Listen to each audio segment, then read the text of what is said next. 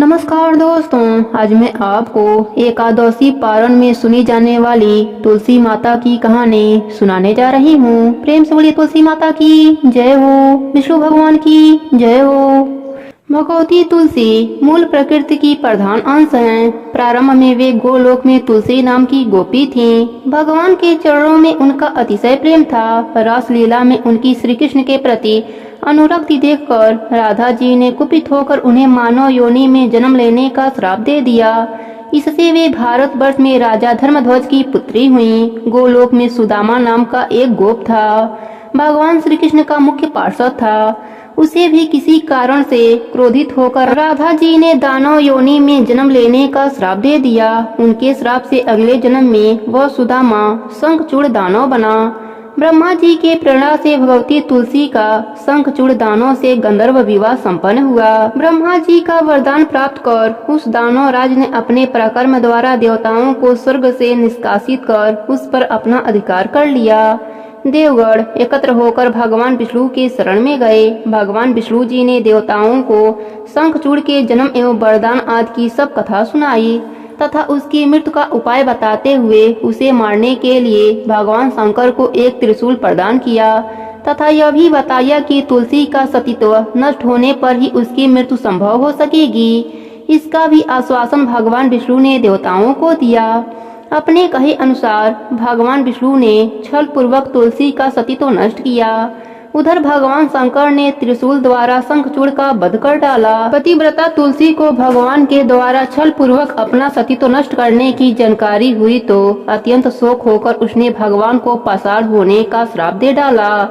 तुलसी की कारुणिक अवस्था देखकर उसे समझाते हुए भगवान ने कहा, हे भद्रे, तुमने मेरे लिए बहुत समय तक तपस्या की है। साथ ही इस शंखचूड़ ने भी तुम्हारे लिए दीर्घ समय तक तपस्या की थी। तुम्हें पत्नी रूप में प्राप्त करने के बाद अंत में वह गोलोक चला गया। अब मैं तुम्हें तुम्हारी तपस्या का फल प्रदान करना उचित समझता हूँ। तुम्हारा यह शरीर गंडकी नदी के रूप में प्रसिद्ध होगा। तुम्हारा केश समूह पूर्ण वृक्ष के रूप में प्रकट होगा जो तुलसी नाम से प्रसिद्ध होगा। देव पूजन में प्रयुक्त होने वाले समस्त पुष्पों और पत्तों में तुलसी की प्रधानता होगी। सभी लोकों में निरंतर तुम मेरे सानिध्य में रहोगी। मैं भी तुम्हारे श्राप से पाषाण बनकर गंडकी नदी के तट के समीप निवास करूंगा।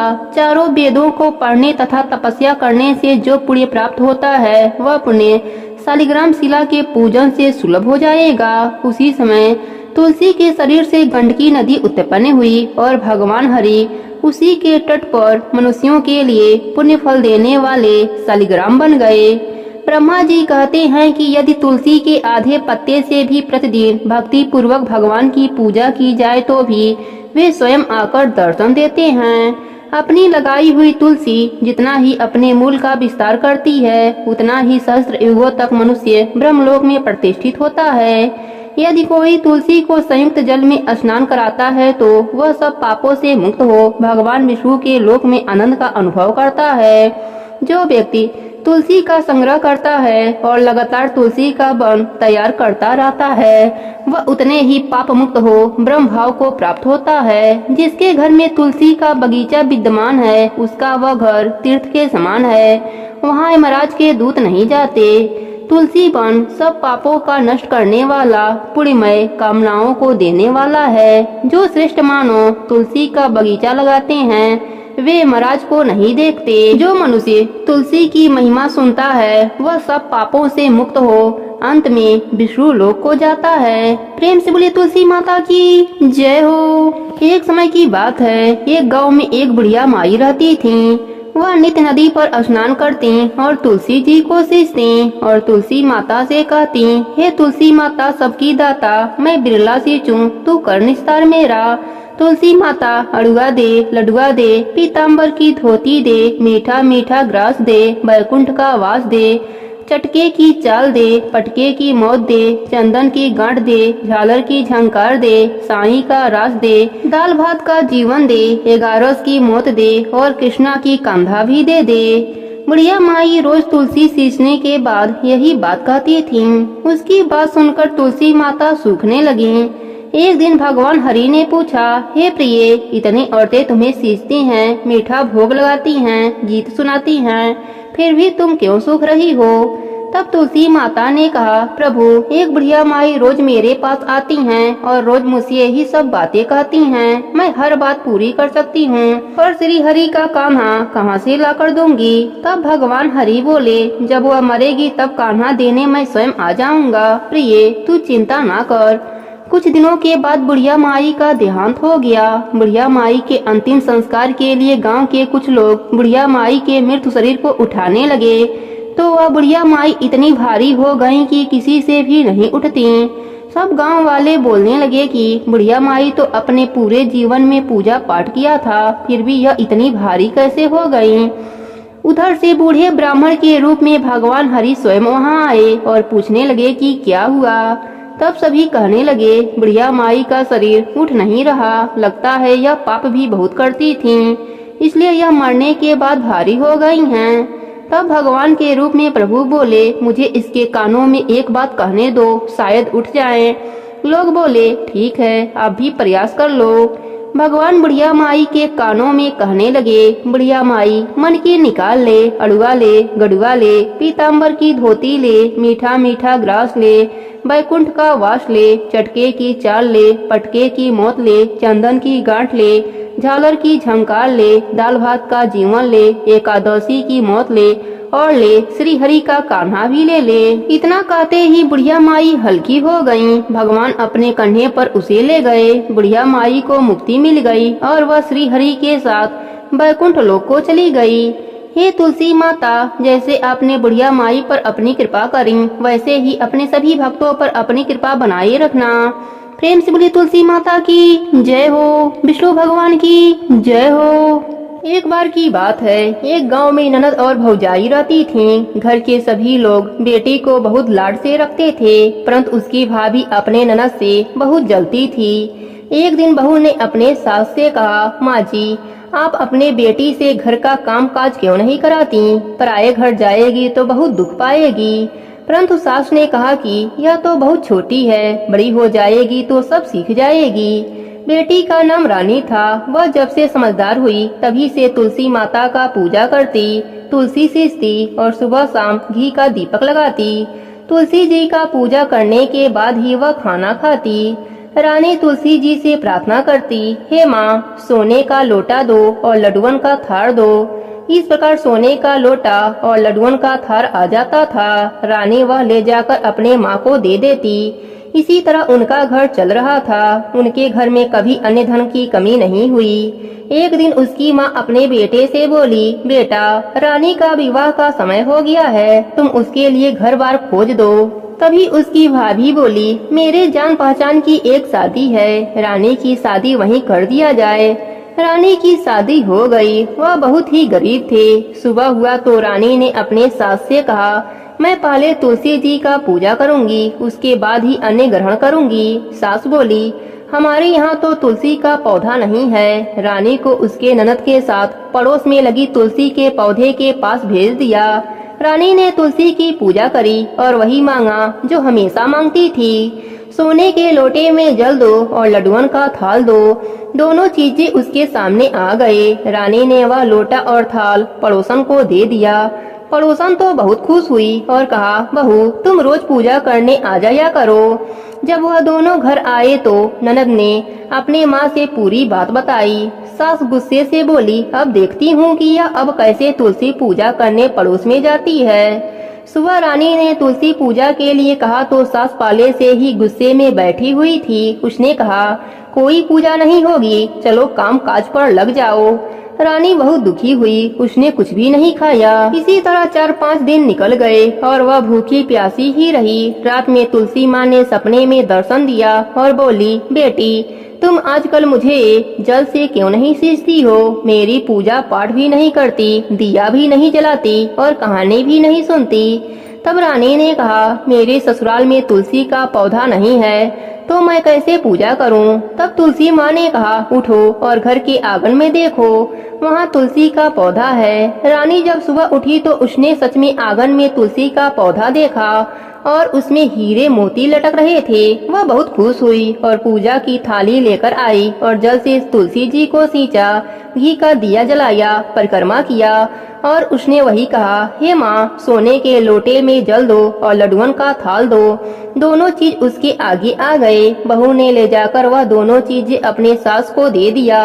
वह चकित होकर पूछा, यह सब कहाँ से आया? तब बहू ने पूरी बात बताई। सास ने आंगन में जाकर देखा तो आंगन में तुलसी का पौधा जगमग कर रहा है। सास को अपने गलती पर बहुत शर्मिंदगी हुई। सास बहू से माफी मांगने लगी तो बहू ने कहा, माँ जी, उल्टी गंगा नहीं बहती, मैं आपके पाँव लगूंगी, आप तुलसी माता के पाँव लगिए। तब दोनों सास बहू और ननद रोज तुलसी जी की पूजा करने लगे, तुलसी सींचने लगे। तुलसी माता की कृपा से उनके घर में अन्न धन का भंडार लग गया। हे तुलसी माता, जैसे आपने रानी पर अपनी कृपा करी वैसे ही अपनी कृपा अपने भक्तों पर बनाए रखना। प्रेम से बोलिए तुलसी माता की जय हो। एक समय की बात है, एक गांव में एक सेठानी रहती थी। वह तुलसी माता का नित्य नियम निभाती थी। रोज तुलसी सींचती, दिया लगाती। तुलसी माता की कृपा से सेठानी को एक बेटी हुई। सेठानी तुलसी माता में अत्यधिक प्रीति रहने के कारण अपने बेटी का नाम तुलसी रखा। सेठानी की बेटी तुलसी धीरे धीरे बड़ी होने लगी। अब वह रोटी दूध खाने योग्य हो गई। सेठानी तुलसी बिटिया को रोटी खाने के लिए बुलाती तो तुलसी माता रोटी खा जाती। बेटी भूखी रह जाती, फिर वह रोती। कुछ दिनों के बाद सेठानी को पता चला कि उसकी बनाई हुई रोटी तुलसी माता खाती हैं। फिर क्या था, सेठानी बहुत ही खुश हुई और वह पूरे मोहल्ले में बता आई कि उसके घर तुलसी माता रोटी खाने आती हैं। अब तो सेठानी को धीरे धीरे घमंड हो गया कि उसके घर तुलसी माता रोटी खाने आती हैं। इस बात से तुलसी माता क्रोधित हो गईं और सेठानी को श्राप दे दिया। अब सेठानी किसी भी तुलसी क्यारे के पास जाती तो वह सूख जाता। गांव की स्त्रियां उसे अपने घर आने से मना करने लगीं। अब सेठानी को बड़ा ही पछतावा हुआ और वह तुलसी माता से रो रो कर क्षमा मांगने लगी। तुलसी माता उसे क्षमा कर दिया और बोली, अब मैं तेरे घर रोटी खाने नहीं आऊंगी। अब तुम स्वयं तुलसी पत्ते को अपने खाने में डालना। अब सेठानी खाना बनाती और तुलसी पत्ते को भोजन में डालती, ठाकुर जी को भोग लगाती। तुलसी माता की कृपा से सेठानी का घर अन्न धन से भर गया। हे तुलसी माता, जैसे आपने सेठानी पर अपनी कृपा करी वैसे ही अपने सभी भक्तों पर अपनी कृपा बनाए रखना। प्रेम से बोले तुलसी माता की जय हो। एक गांव में एक भाई बहन रहते थे। दोनों की शादी हो गई। बहन तुलसी माता का नित्य नियम निभाती थी। एक दिन भाई बहन से मिलने गया। उस समय बहन नहा धोकर तुलसी माता को सींचने जा रही थी। उसने कहा, भैया आप थोड़ी देर बैठिए, मैं तुलसी माता का नित्य नियम करके आती हूँ। भाई को बहन पर बहुत गुस्सा आया। उसने सोचा, मैं बहन से पहली बार मिलने आया हूँ और यह तुलसी नित्य नियम निभाने में लगी है। भाई ने कहा, बहन तुम आराम से तुलसी पूजा करो, मैं घर जा रहा हूँ। भाई गुस्से में आकर अपने बहन को 10 पैसा दिया और अपने घर चला गया। बहन 10 पैसे उठाई और सोचने लगी, मेरा भाई इतना अमीर है फिर भी 10 पैसा दिया, अगर और दिया होता तो मैं घर के कुछ सामान लेकर आती। यह सोचते सोचते बहन तुलसी क्यारे के पास गई। वहीं पर 10 पैसा रख तुलसी सींचा, वहीं बैठकर कहानी कही। बहन 10 पैसा उठाना भूल गई। फूल पत्ती से वह 10 पैसा मिट्टी में दब गया। कुछ दिनों के बाद उसके तुलसी पौधे के बीच से हीरे झड़ने लगे। बहन हीरे देखकर बहुत खुश हुई। तुलसी माता की कृपा से बहन के पास भी खूब धन दौलत हो गए। वह सुखी जीवन जीने लगी। हे तुलसी माता, जैसे आपने गरीब बहन पर अपनी कृपा करी वैसे ही अपने सभी भक्तों पर अपनी कृपा बनाए रखना। प्रेम से बोले तुलसी माता की जय हो। विष्णु भगवान की जय हो। एक समय की बात है, एक गांव में एक पति पत्नी रहते थे। उनके 2 बेटे और एक बेटी थी। बड़ा होने पर दोनों बेटों का विवाह हो गया। बड़ी वाली बहू बहुत ही घमंडी थी और अपने में ही मगन रहती थी। सास ससुर की बिल्कुल सेवा नहीं करती। छोटी वाली बहू शांत स्वभाव की थी। सास ससुर की हमेशा सेवा करती थी और सुबह उठती, तुलसी सींचती, दीपक जलाती और कथा कहती। उसका पति कुछ नहीं कमाता था, बड़ा वाला बेटा कमाता और उसी के पैसों से घर का खर्चा चलता था। एक बार बड़ी बहू ने सोचा, ससुर जी भी बूढ़े हो गए, देवर भी कुछ नहीं कमाता, मेरे पति ही अकेले कमाते हैं और पूरे घर का खर्चा चलाते हैं, तो मैं ऐसा क्यों करूं? मैं भी अपने पति का कमाई खर्च नहीं करने दूंगी। बड़ी बहू अपने सास ससुर से कहने लगी, मैं अलग रहना चाहती हूँ, देवर जी भी नहीं कमाते और आप बुढ़े हो गए, मेरे पति की कमाई से पूरे घर का खर्चा चलता है, इसलिए मैं अलग रहना चाहती हूँ। बड़ी बहू ने घर का बंटवारा कर दिया। घर का जो भी अच्छा वाला सामान था अपने हिस्से में ले लिया और जो भी टूटा फूटा सामान था वह छोटी बहू के हिस्से में दे दिया। सास ससुर और ननद को भी छोटी बहू के हिस्से में दे दिया। पक्के मकान का अच्छा वाला हिस्सा ले लिया और टूटा फूटा हिस्सा छोटी बहू को दे दिया। छोटी बहू बोली, मैं आपके बंटवारे से सहमत हूँ, बस एक मेहरबानी और कर दीजिए, आपके हिस्से में जो तुलसी का पौधा है या मुझे दे दीजिए या तो वहाँ पर पूजा करने की अनुमति दे दीजिए। बड़ी बहू झिलमिलाती हुई गई और तुलसी का पौधा उखड़ कर ले आई और छोटी बहू के हाथों में देती हुई बोली, यह ले, तुलसी का पौधा भी ले ले, वैसे भी मुझे फुर्सत कहाँ पूजा पाठ करने की। ऐसा करने पर माता लक्ष्मी छोटी बहू के पीछे पीछे उसके साथ चली आईं। बड़ी बहू के घर से माता लक्ष्मी चली गईं और छोटी बहू के घर पर माता लक्ष्मी का वास हो गया, क्योंकि माता लक्ष्मी तो तुलसा के पौधे में विद्यमान रहती हैं। अतः तुलसी का पौधा छोटी बहू के पास आ गया था। धीरे धीरे बड़ी बहू के घर में परेशानियां होने लगीं। उसके पति की नौकरी भी चली गई, लेकिन छोटी बहू का पति को अचानक ही एक नौकरी मिल गई। वह बहुत ही मेहनत से राजा के यहाँ काम करने लगा। उससे प्रसन्न होकर राजा ने उसे रहने के लिए मकान और खेती करने के लिए 100 बीघा जमीन दे दिया। रात दूना दिन चौगुना तरक्की करने लगा और जेठानी के यहाँ कंगाली छाने लगी। उसके पति की नौकरी भी चली गई और वह बीमार रहने लगा। हाल यह हुआ कि बड़ी बहू को दूसरे के यहाँ काम करके अपना गुजारा करना पड़ता और छोटी बहू ठाठ से रहने लगी। अपने सास ससुर की सेवा करती, सुबह शाम माता तुलसी की पूजा करती, दिया लगाती, कथा कहती थी। इस प्रकार तुलसी माता की कृपा से छोटी बहू के घर में अन्य धन का भंडार भर गया। हे तुलसी माता, अपने सभी भक्तों पर अपनी कृपा बनाए रखना। कहानी अधूरी हो तो पूरी करना, पूरी हो तो मान रखना। प्रेम से बोली तुलसी माता की जय हो, विष्णु भगवान की जय हो। एक समय की बात है, एक गांव में एक ब्राह्मण और ब्राह्मणी रहते थे। उनके कोई भी संतान न थी। ब्राह्मण नित्य नियम से सुबह नदी में स्नान करने जाता और घर आकर पूजा पाठ करता था। एक दिन ब्राह्मण नदी स्नान करने के बाद जाने लगा तो पीछे से किसी ने आवाज दी, बाबा मैं भी आऊं। उस ब्राह्मण ने पीछे मुड़कर देखा पर वहाँ कोई नहीं था। फिर से चला तो फिर से आवाज आई, बाबा मैं भी चलूं।